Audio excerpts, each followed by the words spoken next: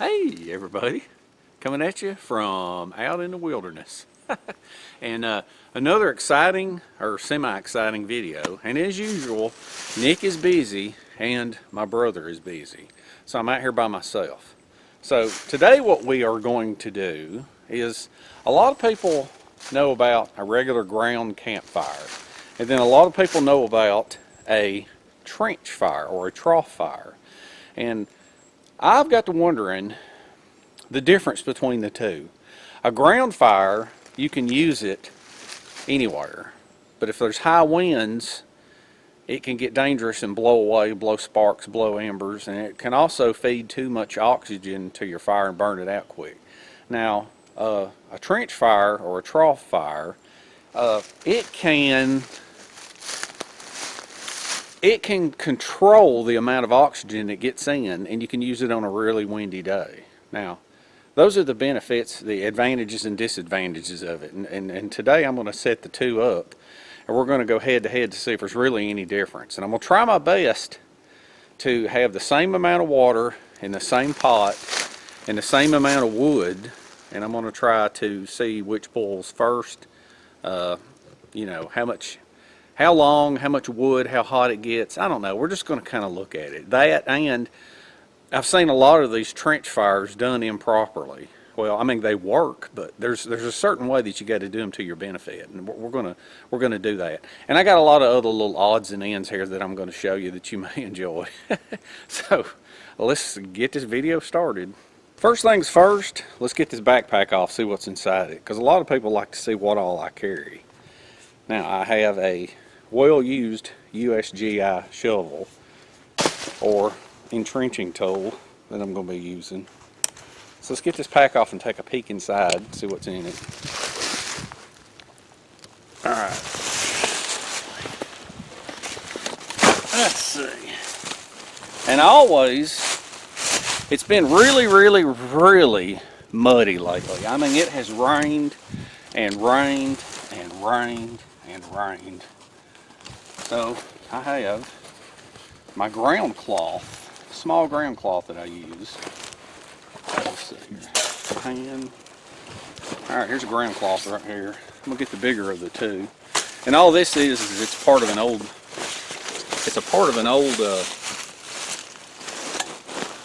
heavy duty rain suit. Now a lot of times you can use an old poncho, or you can use a part of a rain suit, or you know, whatever. Even part of an old pool liner.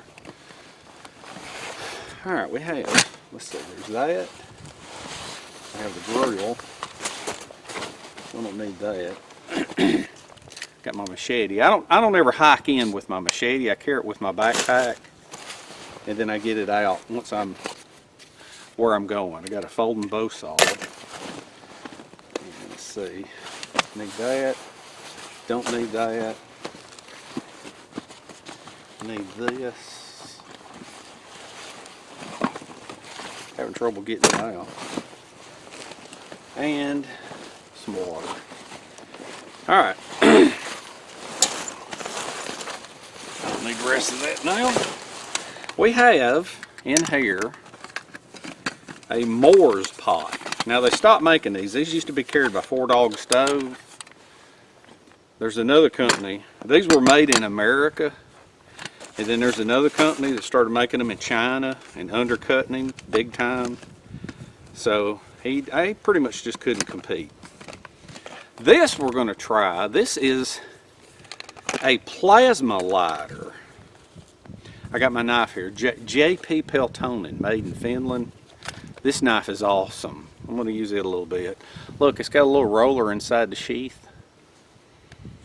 That way it rolls in. You can take this belt loop and you can mount it upside down right here.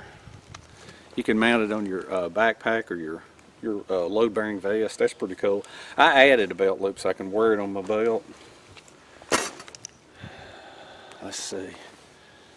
And then we have another Moore's pot, because to make it fair, we want to use equal pots with equal amounts of water. Now, as I have said before, God's gift to Georgia is Kennesaw. And there's a store there called And That. I guess it's named I guess it's named for this and that. But they had New England brand eggnog coffee. Sounds kind of gross, but we're going to try it. And as a backup, I got some banana bread coffee because I'm feeling a little festive. All right, I got a cup to drink out of. Oh, and the first part of this thing, this is a titanium cup. We're going to have some toilet paper because we want to see which direction the wind blows. I'm going to keep an eye on that. What's in here? Okay, there's some odds and ends in here that we're going to be needing. All right, so I got those. And then I have, for my ground fire, I have a neat thing here that you're going to like. For my ground fire, I've got this little homemade stand with this little dimple in it. And what it does is you stab one part in the ground and you stab the other part in the ground, and that's what holds your pot up and it holds your wood together. We'll get a closer look at that in a minute. And then I have a grill for the ground fire. Now, to make life easier, whenever you have these trench fires, you'll want your grill a little bit longer than your shovel. That way, you'll dig the trench the width of your shovel, and then there'll be a ledge on each side for the grill to sit. Okay. All right. So enough dilly-dallying. That's all the stuff that we got. Of course, I got water here, and then I've got a French press, wood knot company French press. That's what we're gonna make our coffee with, because we'll be boiling water. Because none of my percolators are the same. If I had two percolators, I could percolate coffee on both of them. But the only way you're really checking to comparing a head-to-head each type of fire is by having equal amounts of water in equally sized and built pots. So, all right, let's start out with the first thing we want to do. No, actually, the first thing we want to do is we're going to cut some wood. Let's see if I remember how this thing works. This is my agawa, or agua. I can't remember how I pronounce it. Remember, I'm Southern. This thing goes... How does this thing go? Oh yeah, that right there sits on there, and that pops in. And right there you got a 24-inch bow saw. Isn't that neat? I got that, and then I'm going to baton the wood with my machete. All right, let's go grab some wood. Now the leaf debris and the duff on the forest floor is probably about 6 inches deep. It's very, very deep. Now the top layer of it is pretty dry, but about 1 inch down it is soaking wet. And the ground's probably very muddy, and we're going to find that out when we start digging for our trench fire. But there's wood all over the place over here. There's wood all over the ground, everywhere you look. But what you want is, you don't want the stuff that's laying on the ground. You want the stuff that's been standing up, kind of like this right here. And that's what we're aiming for right there. Right here. Dry as a bone. And see, that's some good stuff right there, because not only is it dry, but it's not pine, it's hardwood. And hardwood is even better, I think.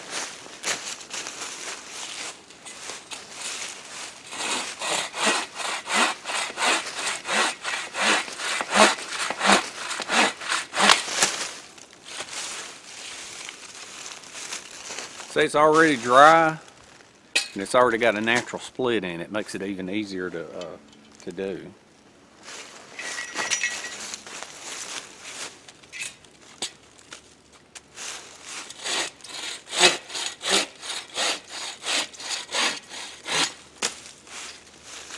See, with a push-pull blade, you can wedge it between a tree, and you can either pull towards you or push away from you. Get your firewood that way. We have more than an ample supply of firewood now. I'll divide it up as we set the fires up. So now what we want to determine is wind direction. People always talk about determining wind direction by, sometimes they'll lick their lips, or they'll stick their tongue out, or they'll lick their finger and feel it. But for me, nothing works as good as just plain old toilet paper.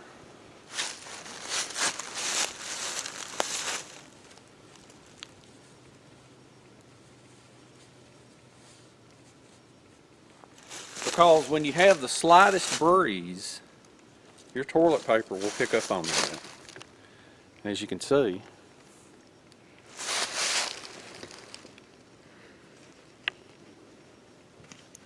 You can see how that's breezing in the wind.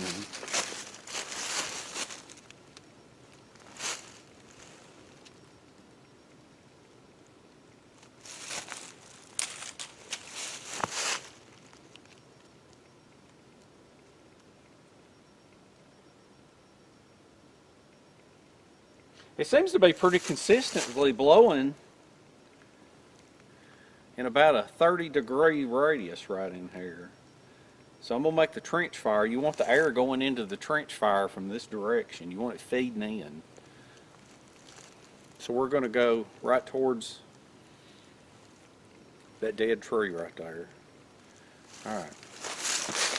And I'm going to watch that as we're setting things up. And that's the first thing we're going to do is I'm going to set it up going in that direction. Alright. First thing we want to do is clear out some of these leaves.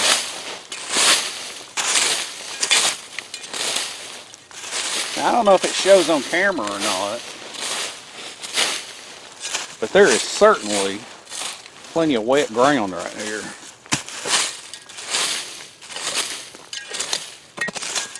Alright, what we want to do, we're going to cut from here.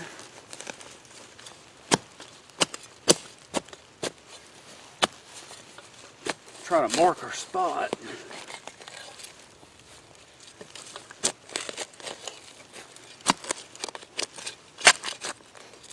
For where we want it. Now there's a lot of tree roots right here, and that's a bad sign. That's something that you do not want. Yeah, because you don't want a fire anywhere where there's any kind of tree roots. So I think what I'm going to have to do is I'm going to have to go somewhere off camera, and I'm going to have to dig around in a few different spots. And I'm going to have to find an area. I'm right in the middle of a bunch of little trees, but we need a spot with no roots. Because you can catch the roots on fire underground without knowing it, and it can spread to the tree, especially if it's a dead or a dying tree. And in the wintertime, you can't hardly tell sometimes between a dead tree and a living tree that its leaves have just fallen. So I'm going to look a little further. We may have to move. Alright, so after digging around in various spots, I think I found a good spot here that has minimal roots.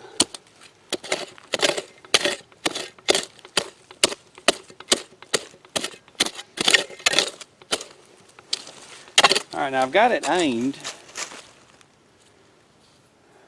That right there should be pretty good.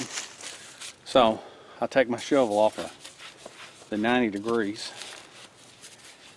put it back up, tighten it up. What I'm going to do now is I'm going to try to cut into these walls a little bit and square it up.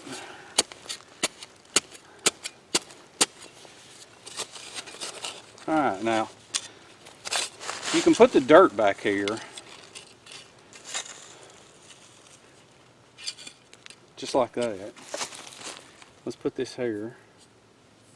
See, there's a root. There are a few roots here, but I'm going to saturate it with water real good. Alright, now most people would say, okay, they would be like, okay, there's your trench fire. Alright, you can take a few hands. This Georgia red clay is really good stuff for, it stays compact, and you can really build up the sidewalls with this, just like that. And that is good for building up a nice platform for your grill, like that. Alright, I think that'll work. Alright, now the part of it, most people would dig this and they would be like, okay, I'm done. But there's a thing to that up on the other end right here that you want to dig. If you're just going to leave it like this, there's no reason to check the wind direction with the toilet paper. But what you want to do is ramp up ramp up the wind. Well, I didn't want that over there.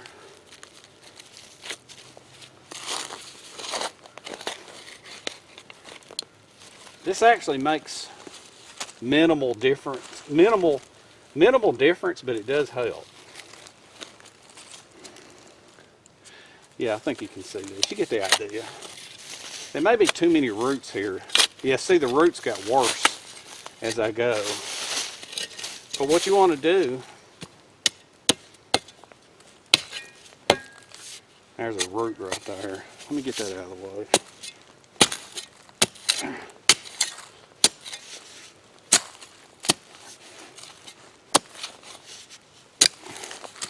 There we go. Alright, you want to kind of angle this up like this.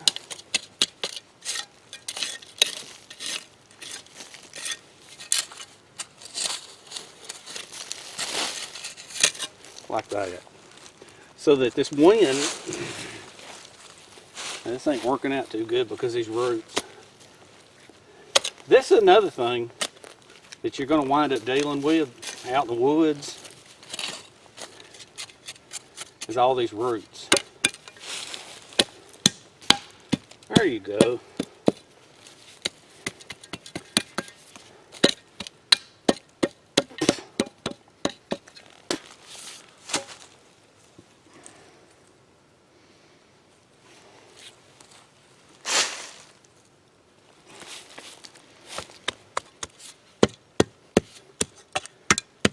All right, now as you can see, this is a proper trench fire.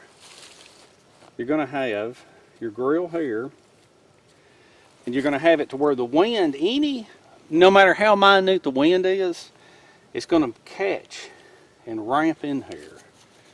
Probably wouldn't hurt to have leaves away from the entrance too. All right, so what we're going to do is I'm going to set up over here, side by side, this fire and that fire. That way we can have the water on at the same time. I would say that anybody could make this if you could bend 2 pieces of wire. This is that thing with that dimple. And so what you do is you put this one in first, just like that. Then you put this one in right on top. And see, that way these are level, because there's a dimple for clearance for this one, and it sits right there like that. I get you down a little bit closer, but I got these side by side for whenever we're doing what we're doing. I got you a little closer here where you can see. See, if you had a wire sitting on top of a wire, when you put that pot on there, it would rock back and forth because of the diameter of the wire. But this gives clearance for it, just like that. Isn't it neat? So, what we're going to do now, let's go down a little bit. All right, let's move both of these pots and move this. All right, so what I'm going to do now is I'm going to take some wood, one in there, one in there. Try to get the biggest pieces on the bottom. Let's see. It'd be nice if I had a scale. One in here. Okay, those are about the same. Put one in here, one in here. All right. Get 4 pieces about the same. Those 2 are about the same. So I'm going to crisscross that one like that and crisscross this one. All right, so we got 3 pieces on each one. Let's crisscross that one. Crisscross that one. Let's see that hole. All right, now there's another thing we got to consider too. Look, that dirt fell all over the fire. Another thing you got to consider too is distance away from the fire. So, okay, this is going to be about, I measured it's going to be about that far away from the fire. This is going to be, look, it's even closer. So that's about 1 inch further. So we're going to go, see if I can mash this down further and get it closer. Nah, I can't mash that much down. I think this is just going to have to be the nature of the fire. So let's get 2 more about the same size. And what I'm going to do with this one is I'm going to back this one up a little bit and back this one up. Okay, 3, 4, 5. We've got 5 pieces of wood in there. And then I'm going to put this one here. Alright, now let's go with that. And let's go fill these up with water next. Now I'm going to measure equal amounts of water. Now this is my wood knot French press. Now this thing, if you want to, you use it as a French press, which we are going to do. Or you can also use it as a koozie. You know, you could use it as a cook pot because it's got a bell, it's got a hanger. You could drink out of it because you can get a lid for it. Alright, but we're not going to do all that. I think it'll be okay to use that. Oh, there's the company logo, Wood Knot Gear. So what we're going to do, 0.5. Alright, what we're going to do, I'm going to put equal amounts of water in each one. Now, like I say, these pots are the same. So that's the only way really of making it fair. Now look, this ain't cool. What we're going to do, let's set this over here so that this will be level. Alright, look at that.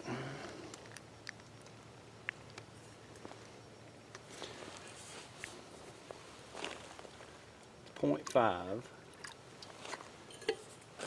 We're going to put 0.5 in here. Put 0.5 again. Alright. 0.5. Now let's put in a 0.35. There you go. 0.35. That ought to be about right. I don't want to put too much in there because it's going to mess the test up if I keep adding wood. There you go, 0.35. Alright. Alright, now one other thing that I want to take a look at. Got that plate? I want to set these pots over here and I want to look where it's sitting. It's about 1/4 inch below this first rivet. These pots have these rivets on the handles, and so it's about 1/4 inch below that one rivet. Put this other one to see if it looks about the same. Yep, about 1/4 inch below the rivet. Alright. Now what we're going to do is we're going to go back over there. We're going to go back over there, and I'm going to use, I think it's in here. Let's take a peek inside here. I showed these before, and I think you'll get a kick out of them. Let's see. I got a lighter and a ferro rod. There's my coffee scooper. There's my coffee cup. I have, okay, this is the little plasma lighter. And what these things are, as I've showed these before, is you take a little piece of wax paper and you smear the inside with Vaseline, and then you take a cotton ball and you stretch a cotton ball out and you lay a cotton ball in it. Now the ends of the cotton ball are dry. And see, these are good fire starters. What I'm going to do is I'm going to try this new thing. Because, you know, sometimes when I go out and do these little tests, I like to do these things. This thing came off Amazon, and I don't even know how to pronounce that. But you mash the button, and the lights come on. See that?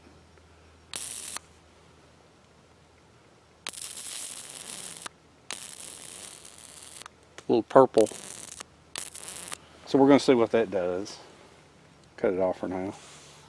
This is going to be cool. All right, let's go back over there and see if we can get a fire started with these. I'm going to ignite these, set them on, then put little twigs on top. And then as soon as I feel like the fire's going good enough, I will place both pots on, and I'll start the timer on my cell phone. I got one of these. It's got the little cotton stuff hanging out the side. And then I got another one that's got the cotton stuff hanging out the side. Now I'm going to carry this, I'm going to hold this up to the camera. And we're going to see how it works.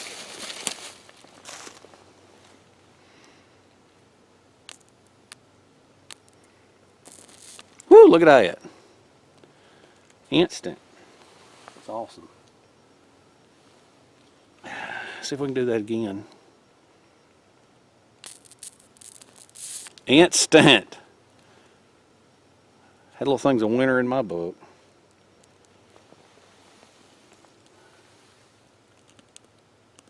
Right. Now I'm going to light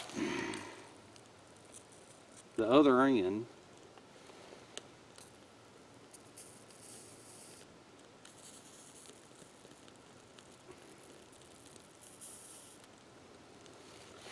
Alright, so what we're going to do now,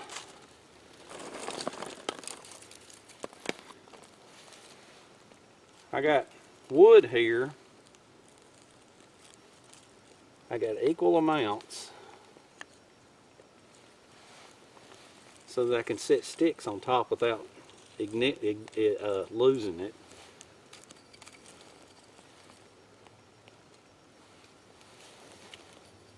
We'll put this one here.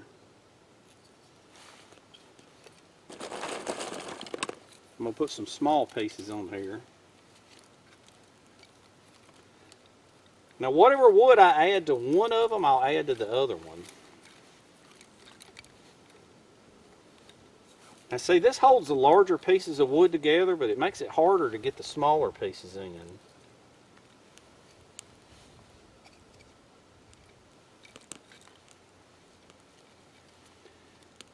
Because see, I'm having to slide these in between these little rails.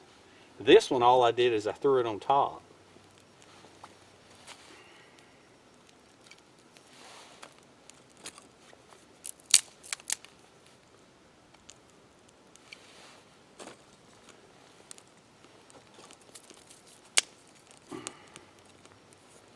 Alright, now I'm just going to continuously add small pieces of wood to both of these until it gets going. And then I'll cut you back on and we will set the timer. We'll put the water on and then we'll set the timer. How about that?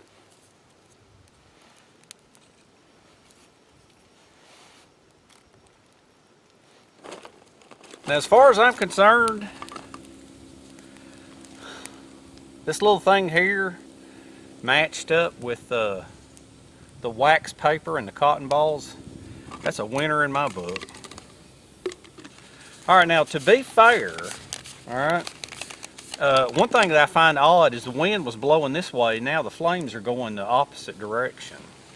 Now to be fair, I did not dig this deep enough. So I cut some old rotten pieces of wood here, and this is what I'm going to use. Let's see, that won't fit. Let's just do it this way because we're only using one spot. All right, let's go ahead and put these on.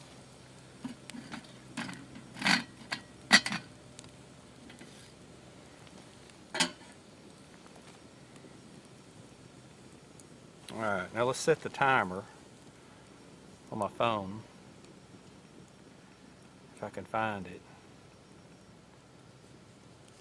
I never can find this thing. I never can find nothing on here. There it is, clock.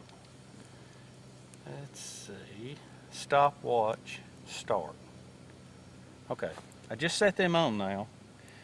And as you can see, this is completely exposed to all the air it wants. All right. That is only getting a certain amount of air. All right. All right, I'm probably going to move the camera over a little bit. But we are going to see how I've got the stopwatch going. All right, I'm going to watch that. I'm going to see what it does in 3 minutes, I guess. 3 or 4. Now, I'm not sure if you can see it or not, but the fire's burning down pretty good. So what I think I'm going to do trying to find a couple of even pieces of wood since it's burning down. One for you. One for you.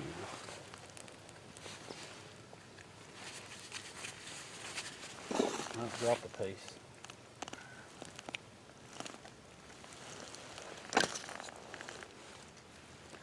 One for you. And one for you. Let's do that again. Kind of hard to find these. They're even. There you go. One for you. And one for you. Alright, now let's see what the timer is.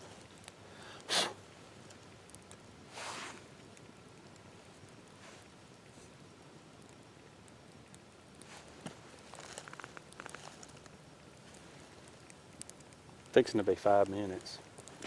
Alright, let's get this thing ready. I like to set it on, I don't even know if you can see it or not. Look, I'm setting it on this thing so that it'll be nice and level. I have a decent place for it. I think I'm going to try this eggnog, because if I don't like it, I'll dump it out and put that other coffee in there. Whew. It smells like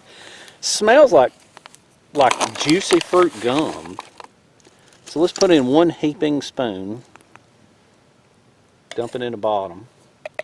Then what I'll do is I'll pour the water in there. After it's, and it doesn't necessarily have to boil. But I would like for it to boil for this experiment. New England coffee eggnog. Isn't that hilarious? Man, what do they think of? See, sometimes when I'm out in the woods, when I'm at home, I like regular coffee.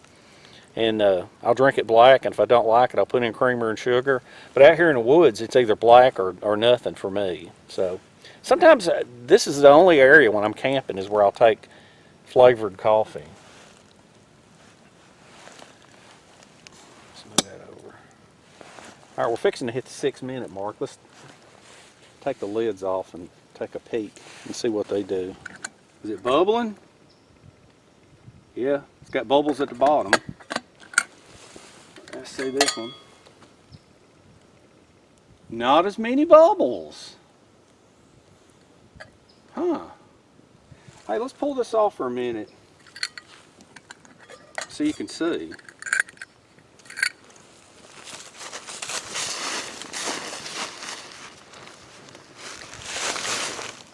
That's interesting. Huh. Alright. Can you see that? There's a lot of bubbles down on the bottom of the pot. I mean a lot of bubbles. Not a rolling boil, but now look over here. I don't see any bubbles. But there is steam coming off of both of them. I can tell from back here.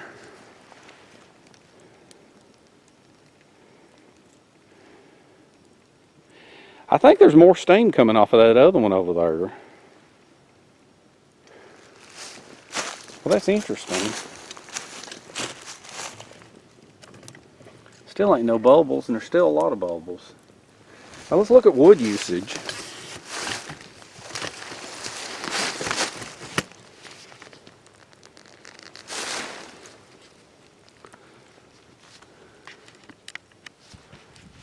Fixing to be 9 minutes. I'm probably going to call it at 9 minutes because I don't think there's a clear winner. Now let's look at one other thing that I want you to pay attention to. Is wood usage. It looks like there's two big hunks of wood left right there. And over here there's 4 big hunks of wood. Now, do you hear that? I hear a bull. I hear a bull. Look at the amount of steam coming off the two. I think we have a clear winner. I'm going to be real quiet and I want you to listen, see if you can hear it.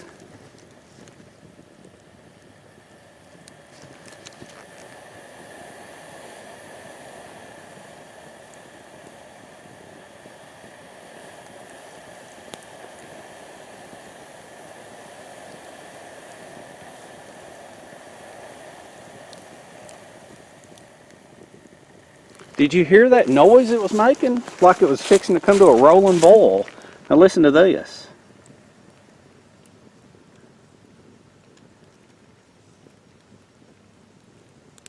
Just a simmer. Now that is interesting.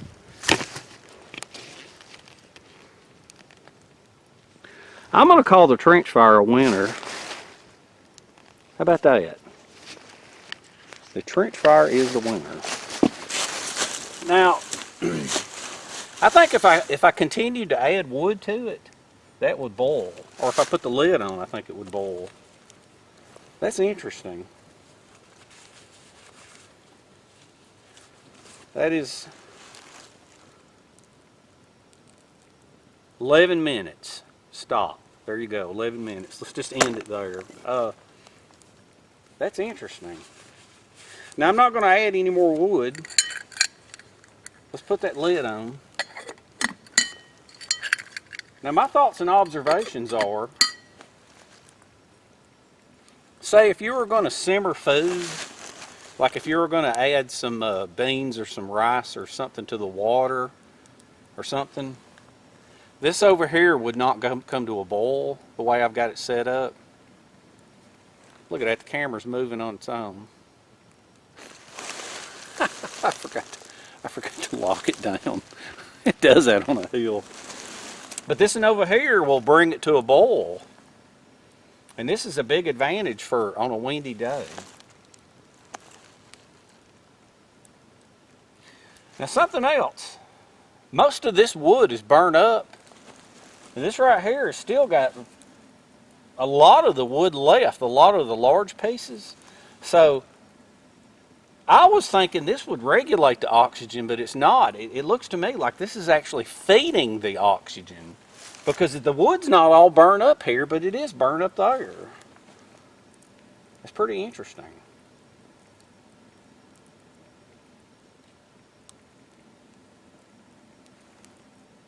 You hear that?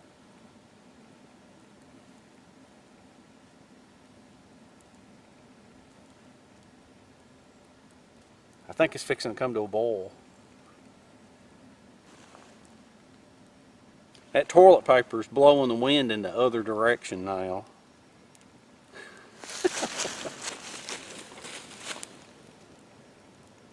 See, look at that.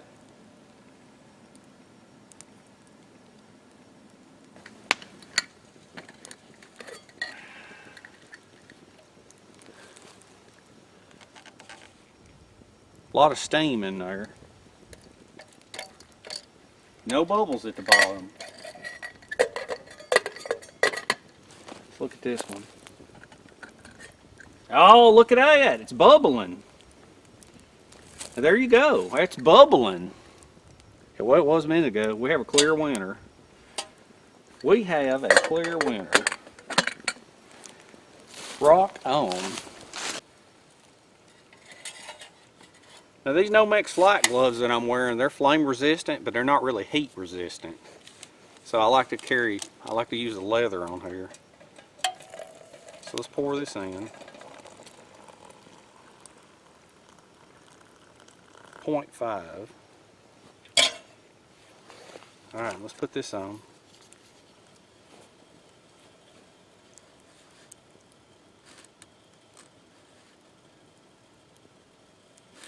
Now I'm just going to leave it like this. I don't want to push this through. I want to leave the grounds right there, so I'll just set that on there for, I don't know, 3 minutes.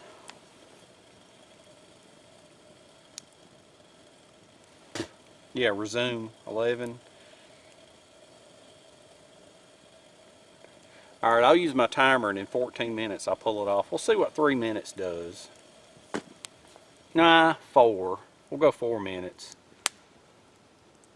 I'll pull it off at 15 minutes. We'll plunge it through and I'll pour it in my cup. At this point, the wood is just about gone on both of them, pretty much. You could continue adding wood if you wanted to. All right, let me take a look here at my timer.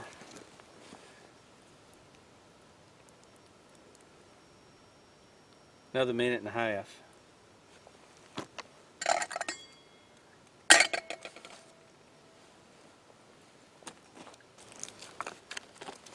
I'll carve this bark off of this stick here.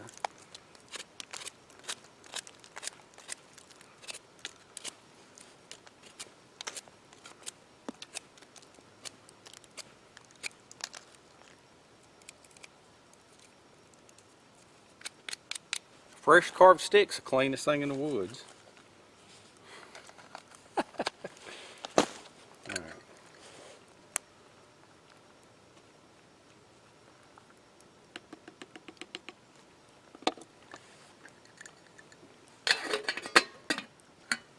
Alright, what time is it? Oh, 15 minutes, right on time, 15:09. Stop. Alright, let's plunge this baby. Can you see from there? Yeah.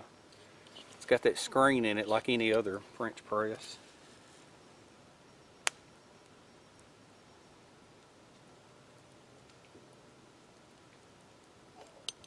Generally for me, 1 scoop is good. 1 scoop of coffee in this thing.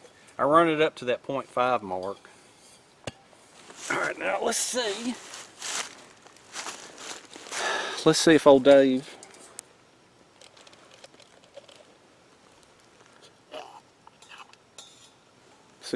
chose properly. See, that's about the right color for drinking black. For me. Some of them people I work with at work, some of them old men, they want their coffee jet black. Jet black. To me, I think this is perfect. Alright, I'm going to let this sit here for a minute, because I bet it's too hot. I don't know, maybe just right. Let's ease this up a little bit. Nah, too hot. Let's sit here a couple of minutes and then I'll close with my final thoughts. For my final thoughts and analysis, I just thought about something. That thing was obviously boiling and bubbling and creating. You could see it was breaking the oxygen bond in the water at the bottom of the pot, and this one never did. I was thinking to myself that was a clear winner, but it's definitely the clear winner because I just thought about something. It just hit me. When we dug this, the wind was blowing in that direction, which meant the air should have been funneling in there, oxygenating the wood. Well, during this process, after I dug it, the wind shifted. Now see, the wind shifted again. It's going this ways. But the wind shifted, and the wind was blowing towards it. As you can see, where the wind would have to jump down in it. So now, could you imagine how efficient this would be if the wind had actually kept blowing in one direction?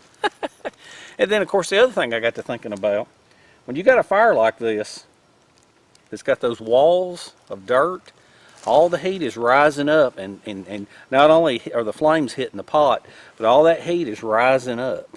Well, when you've got a fire like this over here, what's happening is you got the flames coming up and hitting the pot, but you've got the atmospheric winds that are blowing, taking heat away, robbing heat from your pot. Now, that's not necessarily a bad thing. It is if you want to get a super boil on a fire. If that's the case, use more wood, get a bigger fire. But if you're just wanting to simmer food, that'll be a winner. Think about it. Because you're not concentrating all that heat and you're not going to scorch your food like if you've got beans or rice or something like that you're trying to simmer. Or even pasta. So, I think that's my analysis. Your thoughts, put them in the comment section, whatever you're thinking about this. I think this is pretty fun. A lot of people don't think about this kind of stuff because they're like, you know, what kind of a mundane comparison is that? But a lot of people won't compare things like this side by side. I think it's interesting because depending on your needs, what you're going to be cooking or boiling or whatever, or the conditions or the time of year of your camp, use these things to your advantage. So let's try this. I bet you it's ready to drink now.